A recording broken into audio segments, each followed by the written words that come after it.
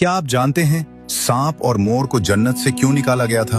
आइए जानते हैं। जब शैतान हजरत आदम अलैहिस्सलाम को सजदा करने से इनकार कर दिया, उस वक्त शैतान मरदूद और लानती हो गया। अल्लाह ताला ने शैतान को जन्नत से निकाल दिया। जन्नत में खाने पीने और घूमने फिरने के लिए सब कुछ था, लेकिन तन्हा होने की वजह से हजरत आदम अलैहिस्सलाम उदास रहते थे। फिर अल्लाह ताला ने उनकी बाईं पसली से बीबी हवा अलैहिस्सलाम को पैदा किया। इस तरह दोनों एक साथ जन्नत में खुशी खुशी रहने लगे। अल्लाह ताला ने फरमाया, तुम दोनों जन्नत में जो चाहो खाओ पियो और घूमो फिरो, लेकिन खबरदार इस दरख्त के पास मत जाना और इसका फल मत खाना। उस वक्त सांप के मुंह से खूबसूरत खुशबू आती थी और मोर बहुत ही ज्यादा खूबसूरत था। उसके पर इतने दिलकश थे कि देखने वाले हैरान रह जाते थे। एक दिन जब सांप और मोर जन्नत के बाहर गए तो उनकी मुलाकात शैतान से हुई। शैतान ने कहा, मुझे भी अपने साथ जन्नत में ले चलो। उन्होंने मना कर दिया और कहा, हम अल्लाह ताला के खौफ से तुम्हें जन्नत में नहीं ले जा सकते। लेकिन शैतान ने दोस्ती का वास्ता दिया। तब सांप ने शैतान को मशवरा दिया, तुम सांप की शक्ल इख्तियार कर लो,